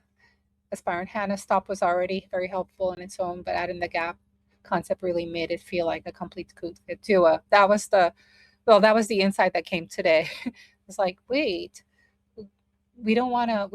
We also want to kind of, just be aware that what our emotions are guiding. Like, they just do have a little bit of information. It's just like, just because we are like going over the top with our emotions, like overreacting to the emotions, doesn't mean that they didn't, weren't trying to like help us navigate, the situation and stuff like that. And I think Yaje Huti, Yaje Huti, probably this is the most comprehensive explanation of how to maintain holistically balance while dealing with emergencies, meaning shutdown netter. Not shutdown netter as the emergencies, but in shutdown netter while dealing with emergencies of life. I think that's what you mean, Shamsia Jehuti. Yeah, but it's only a comprehensive explanation, and if you feel it's the most comprehensive explanation because like you've been in the teachings, and so it builds on what you have been learning, and it's kind of like bringing out different nuances or gaps maybe like in your own understanding. So I guess I'm complimenting you also that that take mindfulness, that also that relates to your consistency in the teachings also, that if you're able to pull it together and gain from it. So for all of those who are gaining from it, recognize that also is that's your good are you, and be happy about your good are you. Yes, I'm telling you to be happy about your good are you. And do for joining tonight and for being here. Stop was really okay. Uja, Uja, this is Boss Sakem. I Uja, have a question. Ni. You talked about certain RVU, happens for you. So I have a question. If something unjust happens to you, is it really considered unjust if your RVU is letting it happen? So from the Machian time and space, because we deal with actions and activities and situations in time and space through like a Machian perspective. So if it's unjust, according to Mat, then it's an unjust situation, according to that. And then it has its own Machian resolution in time and space. So whatever has to happen to affect justice in time and space according to the laws in time and space, then that happens. Psychologically, then the personality has to also, like, if something was unjust, you have to come to terms with it in a psychological sense, for psychological mental health, some way. Because when you say unjust, there's so many things, so many like gradations of unjust, right? So like the depths of it, like, can extend far down deep into like just really horrible things. Um, and so the person has to, have to go through the psychological, emotional healing process for that, to be able to become functional again, as just even just normalized to society, to better aspects of society. So like, those traumas and stuff, you have to go through the process of that. And then from the spiritual karmic perspective, yeah, if we get into like a linear, well, tit for tat, like this happened because of that, like one will kind of go in a karmic circle of just like actually probably bringing oneself into like feeling like degraded and like, oh, I did something bad. But really, from a spiritual perspective, like say from an enlightened spiritual perspective, like everything like somebody unenlightened do is in a way uh ego based and unjust from like in the mystical spiritual way. What is just, what is truth, is awareness of your nebular nature, experience in the nebular nature. um from that perspective, like anything that is not in alignment with that would be considered like, you know, um, not the truth. You know, because the truth relates to the truth of who you are, the highest ma'at, the metaphysical, mystical ma'at. So there's secular ma'at, and then there's cosmic ma'at, and then, you know, this higher metaphysical ma'at of the truth of your true self. So you have to look at it in terms of that. What the teachings say is that um, we've been through so many lifetimes, like, you know, even probably some of the RU maybe like from animal, you know, lifetimes. So there's all this RU accumulated and all these things that we have done. We've like never, you know, not even done consciously, just acting out of our animal nature and learning and stuff. So where we are now, when experiences come to us, even if they're seemingly unjust, and really, honestly, if you think about it, every experience that comes to us is just about on some level going to be unjust. It's just that we are understanding that all unjustness is ignorance of the true self that results in egoism. And egoistic personalities do egoistic, unjust things. The more egoistic one is, the more unrighteous one will be. So it's taken a focused understanding, like there's no way that we are going to be fixing every unjust things in the world. As a matter of fact, like, you know, there's just no way to do it. Fix everyone's on egoism and unrighteousness and ignorance. It's hard enough to fix our own ignorance of the true self and our own egoism that comes out of that. So the focus then shifts to that process. So psychologically, you do what you have to do to, you know, take care of traumas, you know, deal with an injustice through practically with ma'at. If you have to take somebody to court, you take somebody to court, even though you recognize that it's your own RU that brought the situation to you. It's not that it brought it to you. If you start to think, well, does this mean I did this to somebody in a past life, this horrible thing? Who knows? Maybe maybe our we were involved in the Crusades when we were killing, you know, people for who knows what our past lives were. Um, but all those experiences were just to bring us to an awareness that it is ignorance that is the true evil, ignorance of our true self, and it's going to manifest in uh, all the different spectrum of egoisms that we see expressed in people. And are we going to receive shrapnel from other people's egoism? Most definitely.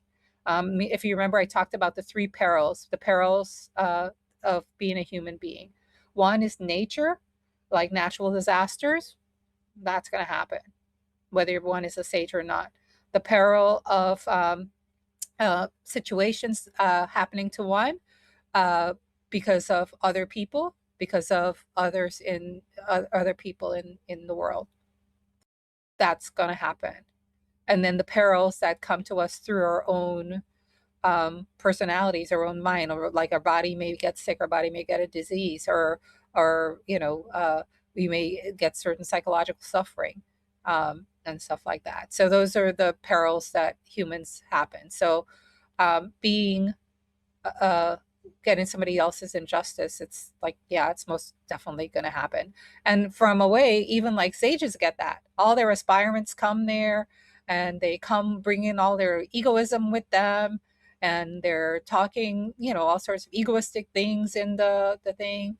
they you know, they don't have respect for the teachings because they don't know better, because they just came into the teaching, so they're doing things that are, you know, not in alignment, you know, with spiritual behaviors. And maybe they go out and say, oh yeah, this is my teacher, um, you know, my teacher told me to, to kill these people. It was like, you know, the teacher might have taught something metaphorical or something, you know. So there's all of that. So the way one handles a situation of injustice is coming to one. Again, you go through the Matian thing. You know, I shared like one situation that I had with this homeless person, that it was actually somebody at a yoga center back then that I was affiliated with, somebody like a higher person in the yoga center, like somebody who was the manager or like the head of it, not the spiritual teacher, but they're somebody who worked with them closely. And they told me about this homeless person who had a cat that was injured, and I'm a veterinarian. And so they asked me if I could help out. So I worked at a nonprofit organization. We took the cat in. And the deal with the nonprofit organization is that they're going to neuter, spay whatever animal before they let it go back out, if they give donations to fix it up. I couldn't find the homeless person to tell them that, because they were homeless and we were all trying to get in touch with them through the person that found them and stuff. Couldn't find them. And basically they had to do the surgery because the pet was not doing well. And so they just told me, like, if we do the surgery, we're going to neuter this cat at the same time. And it's like, oh, like, you know, normally we get signatures and this and that. So the person who had referred the homeless person said, yeah, go ahead and do that. And then the cat got fixed up, you know, done, not a penny. The person came to pick up the cat and somehow on his bicycle, rode around with this cat on the bicycle. And the bicycle on the way home discovered the cat.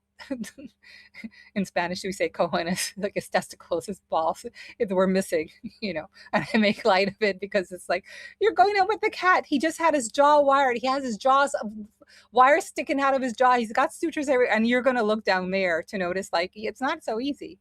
I guess he was shaved maybe, but and then after that, he came back. He was frustrated and he started yelling and screaming. We didn't have the right to do that. I said, well, we tried to call you then. And then he put out a death threat against myself because I was the one association from the ashram to the clinic, and a death threat to me, like he's going to kill me and he's going to kill this other person because he spoke Spanish only. And so she would have to translate what I'm trying to tell him, and and the death threat against the two of us. And so, and this went on for a bit, and you know, it was like a little, yeah, from a scary perspective, it was like I didn't know when, because I leave work late and I'm like the only one there, and it's dark outside in my car, so I start parking in the garage. They said, hey, if you're going to stay late, park in the garage. And then but then also the person knew the ashram, because that's how he met the person there, the swami that referred him to me.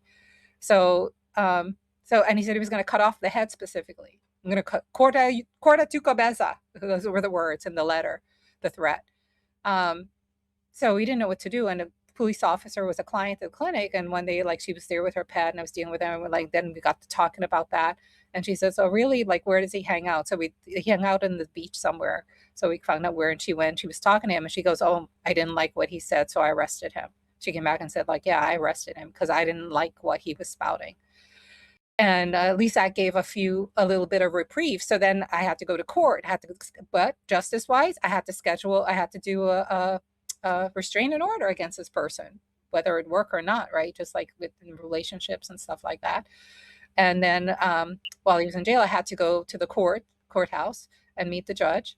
And then the judge asked me specifically, like, what do you want me to do with this person? Like, you know, what do you want me, like, you know, and I had to think about it. And I said, you know, I could have said, well, throw them in jail and you know, but Mati and I followed all the rules, but then it came to me and my beliefs and my feeling and like that's what she asked me, like, what do you want me to do?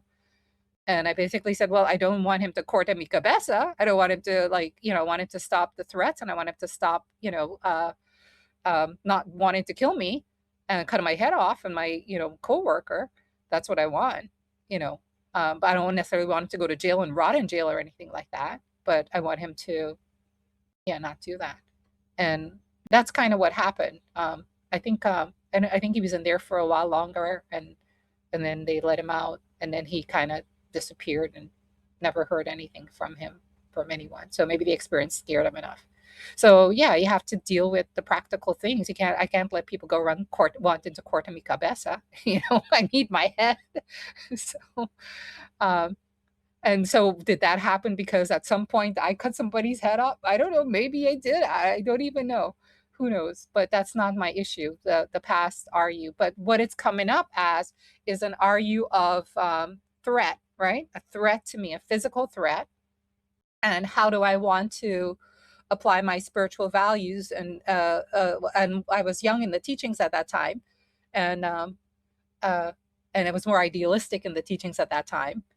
Um, uh, because you just come into it and everything is and stuff like that. So um yeah, so you have to handle it practically. So it's the RU is coming up, the injustice is coming, for you to decide what is your secular mod response to it in a practical way, but then what is your spiritual soul level response to it, so that you don't hold this person as being so different than you. Like, this person absolutely is not another wave like personality in the ocean of consciousness. They must be somehow outside the ocean of consciousness to have done this unjustness. They're just not ignorant and egoistic, just like I was. And if not in this lifetime, in whatever past lifetime I was really ignorant or egoistic, or, so we're not able to just see ignorance and egoism in them. We hold them as separate, distinct, throw them out of the kingdom of God. So we can do both things. We can act with amat, secular mental process, but if it's coming because that mat at the soul recognition of the universal spiritual reality level, then we will have a whole different feeling and approach about it. We can be doing our hekau. We can be actually praying for that other person, or, wishing, sending goodwill to them, that they heal their egoism, they get rid of their ignorance, they get enlightenment. We can do that. And we can see them as like a spiritually immature child, because like if you're a spiritual mature adult, you're like sagely, you're not going to go do some injustice to someone. So in terms of physical maturity, they may be an adult, but they can be just a spiritual toddler. And just like if a spiritual toddler comes up and kicks us or punches us, or even like jabs us with a knife, like a 2-year-old picks up a knife and doesn't know better and come and like sticks it in her leg, of course we're going to take it out of their hands. Of course we might have a reaction. Of course we're going to say like that. But are we going to hold that child like in such contempt, like we can't forgive them, we can't let it go? We know we can say it's just a child, they didn't know better. Oh, that hurts. Why did they do that? But we're not able to, we're so caught up in physical age, because that's how this society works, this amystical society works. Like if you're this age, you're supposed to act this way. But we see it not happening all the time. We see old people acting with such degraded spiritual value ways that it doesn't make any sense, because they're a very immature spiritual being. So all of those kind of contemplations have to be like taken into this integration process. And some sages, like they don't deal, they just like if somebody did something unjust to them, they may not like they don't have to contemplate in a Matian way, because they just like let it go, like they don't even have to let it go. It's just like consciousness acting with egoism, and they're, as long as it's nothing disruptive to their classes or disruptive what they're doing. Different stages may react differently. I don't know, did that help any or answer?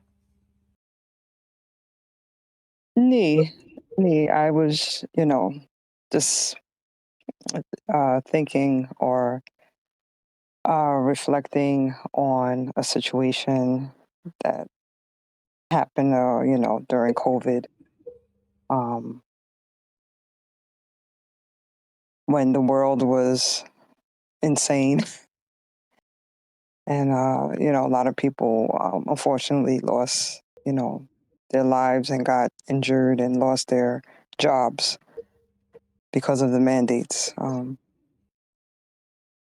So I was just thinking about that, how, IRU plays into that. And, Right. And even like how our are you, like not ours necessarily, but just even, but yeah, even like individual are you plays into that. That think of the different conditioned beliefs that we had to accept, like already part of our wiring, for that to have that effect. Like we are believing like this is being done to us, like this is something that's coming on me, they're putting on me to kill me, uh in that way. Like, so that may be that may be the time and space practical reality. But if we hold that as our spiritual core belief, like that's what's manifested. And yeah, that's like the ignorance and egoism, that's how it's espousing. And they are actually, whoever they are, whatever, might be trying to actually do something to, you know uh genocide or whatever aside. They might be trying to kill us, and things like that. That may be a part of it. And so we're not even saying that's not the case. That actually may be the plot in time and space. And so you still have to take care of the practical realities of the physical body, yourself, safety, when there's a real, but that's like, if there's a real threat to the physical body, then uh, the physical body's going to react. And so it's not saying like not to look at the severity of uh, the situation, and not having no fear, no anxiety. Yeah, if a situation is coming to kill you, like the fear is going to spring up, and this fear should be kind of resonant to the situation, so that if the fear can motivate you to act in a way to protect. So there's that.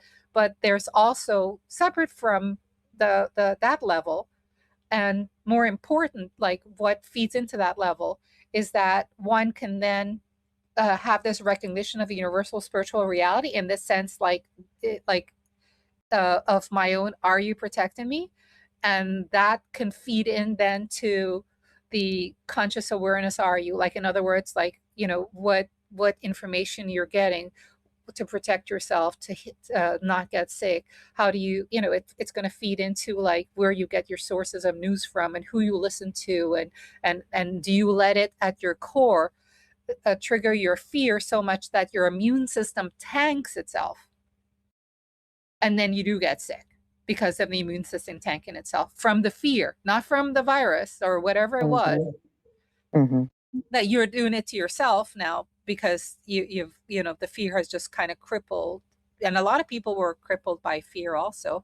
And not only that, the fear in the brain, then once the like a big T trauma, something big occurs there, in that intense fear, it rewires a different level of the fight or flight, becomes more intensified, and it shifts, like you shift into a more of a fear-based mentality and way of interacting with life.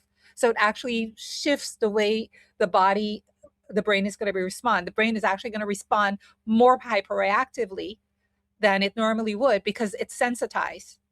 It's like sensitized to this fear. So this is like something when they have these things and they go, it's red level, it's orange level, it's green level, and our nervous system is like reacting to that.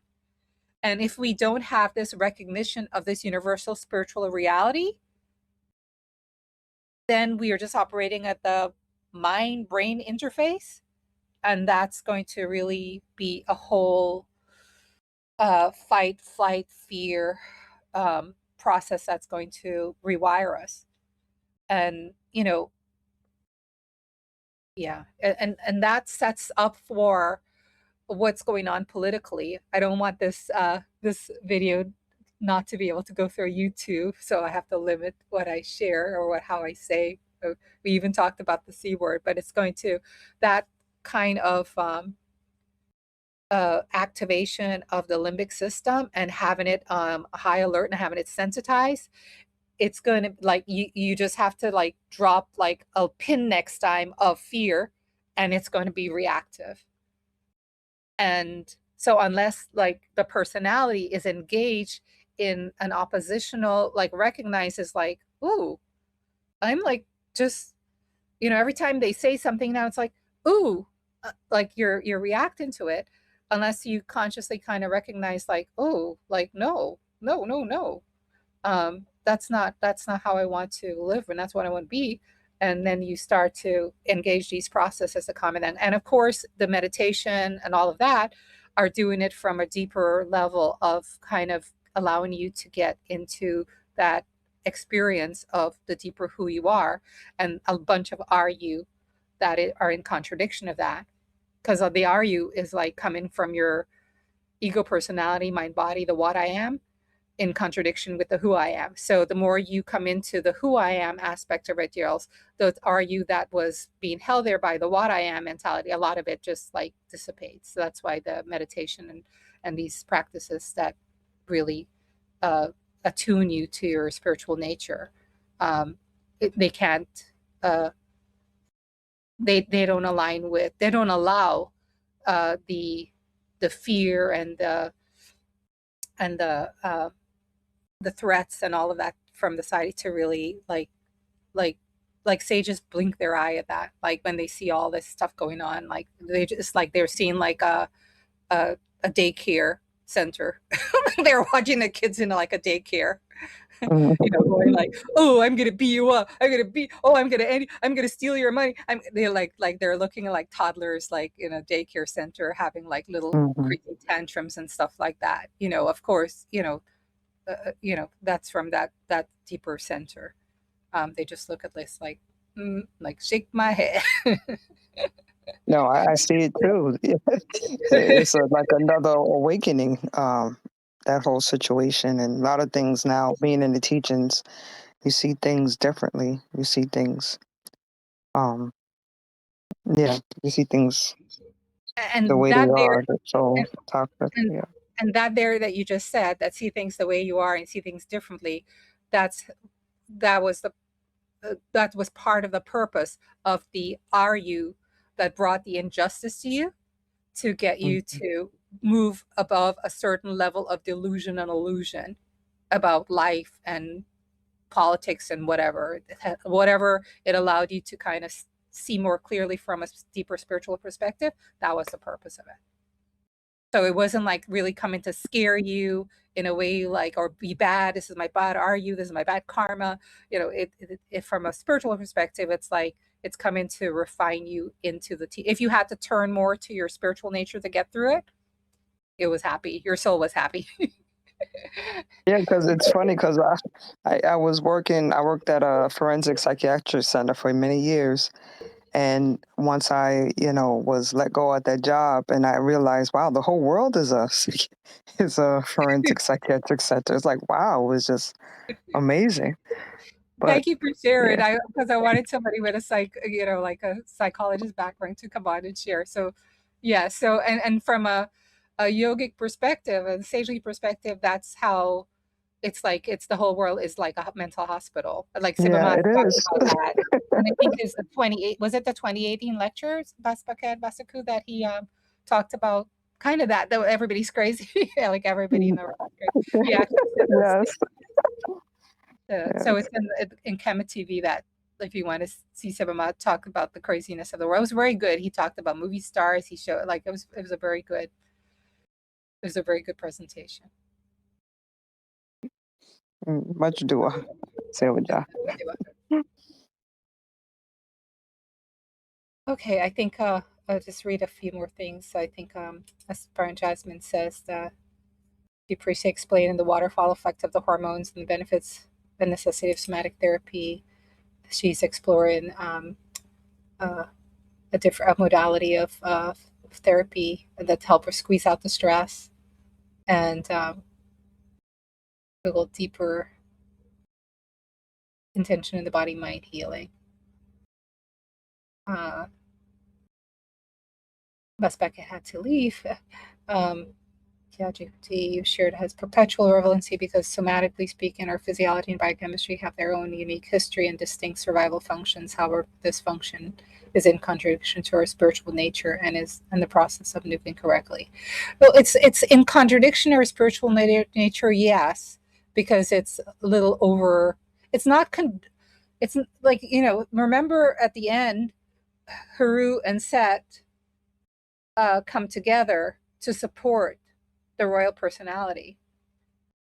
So it's more, it's more the alignment when we act from the recognition of the universal spiritual reality nature, the soul nature. When we act from that deeper nature, then I don't know where I have it. Then the mind and body are still functional, but they're in alignment with who we are. And so it's not contradictory from that point. Like the function of the mind and body is not really contradictory to the soul. It's the venue for the soul to dynamically express in time and space. But the wiring that comes from the egoism and the believing the what we are, the mind body personality, is the identity, the deepest identity, the essence of who we are. And that's what we are, that's who we are. That's where the contradiction is, because that will hold certain things like, I want to live forever, I don't think I should die. And it will align it with the physical body. Like it can't be aligned with the physical body. That is a immortality. That's soul. It's bringing something from the soul and putting it to the physical body. That doesn't work. So I have to find all of these. I have to go get rejuvenation treatments, and I have to find all of these different type of rejuvenation treatments. How I can live longer and live as an egoistic personality longer, not live longer to attain enlightenment, not live longer to you know have time for spirituality, but live longer to enjoy my physical aspect. This is what I guess I was trying to find here, is that right, the universe. So that's why I like this little diagram here. um, the universal soul, the transcendental self, Nebuchadnezzar, and then the cosmic, the myth, the creation myths tell us how Nebuchadnezzar, out of Nebuchadnezzar comes forth Ra, and then Ra creates everything in creation and stuff like that. And so you have this dynamic expression in time. And so the soul is poised in, as I mentioned before, in the causal body. And then from that, so if the soul is here, and the soul is like way back in the causal body, if you want to give it like a time and space reference of thing. And so the soul is actually able to see the are you, and the soul is able to see the mind and the thoughts in the mind. A witness, this is like the soul would be like the witness, is able to witness the thoughts separate from itself, not as identify with itself, and witness the sensations of the body separate from itself, not as I'm having these sensations, even though we may say that when we poise the I identity within the soul. Then even when we say I, there's in a deeper way, and we understand the depth of that through our spiritual practices, that I resonates all the way back to the soul. And so it's not the same as like when we said I before, just relating to our body mind identity, sense of self. When we connected back to the soul spirit, then when we say I, it just it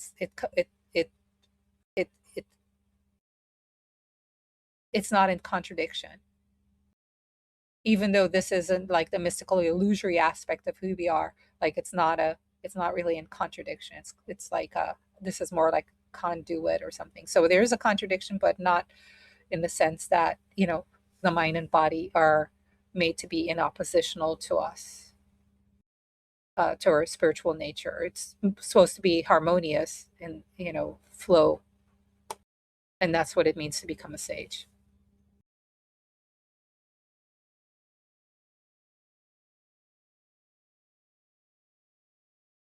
Dua. Okay, let's conclude. Let's just do a few chants of, let's go to our well-being. Sitting with your back straight, shoulders relaxed. Let's do a deep inhalation, squeeze and tension everything together, tighten face, tighten hands, please. Open mouth and do our segment, Harumaket, ah, as you release. So you could do the posture like in, it's the Harumaket posture that we do as part of the postures. But you can also do it sitting. So tightening, squeeze, and everything. Inhale, tighten, squeeze, and everything. First inhale. And exhale. Ah. Gentle smile in the face. That sticking the tongue out relaxes the jaw, relaxes the tongue, like has so many benefits. Take a deep inhalation. Really open up the chest, the abdomen. Let it out.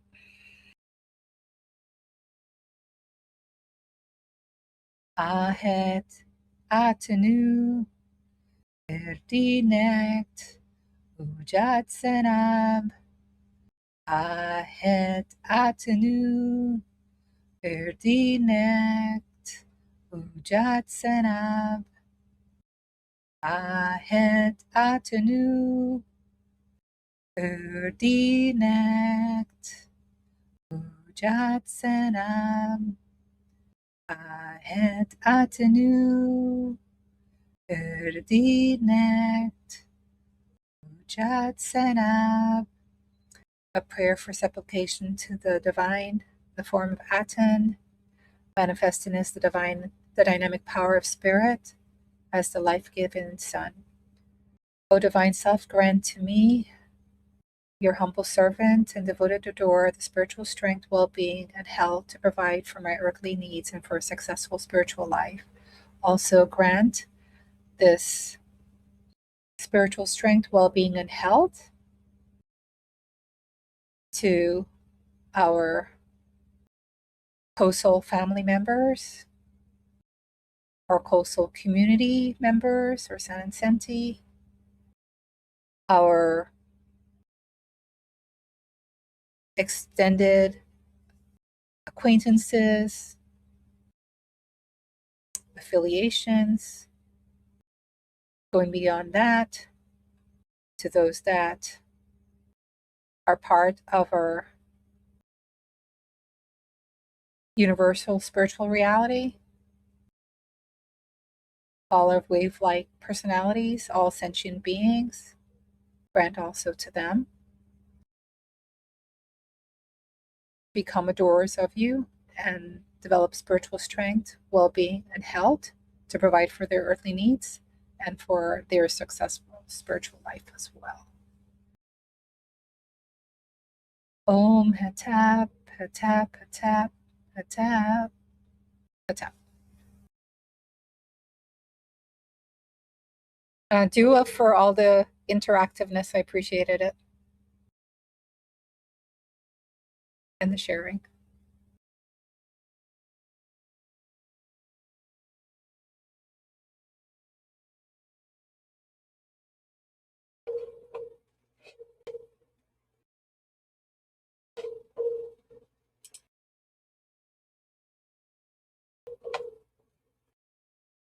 Let's play the music for a little bit just to close out while you all sign off.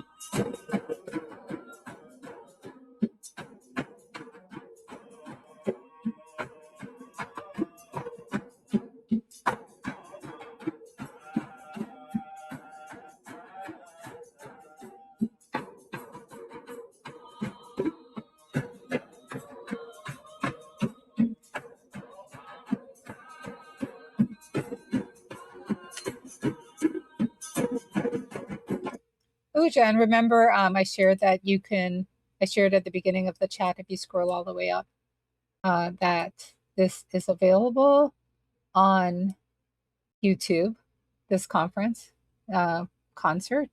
So if you enjoy listening to the music and you want something to dance and release to, you can get it in your cell phones and your computer as well. I just shared it there again. That's what it's listed under Chateau Nature.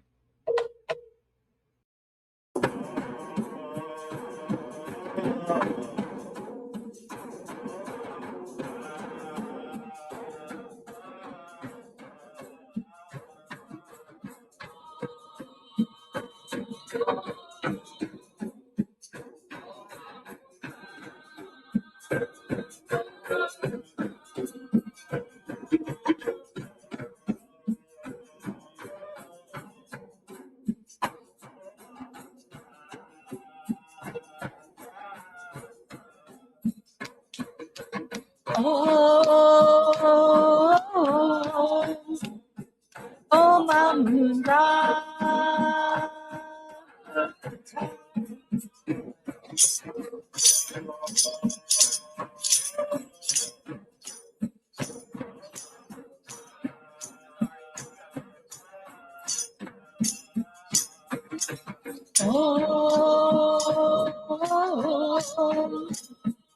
Oh, my moonrise.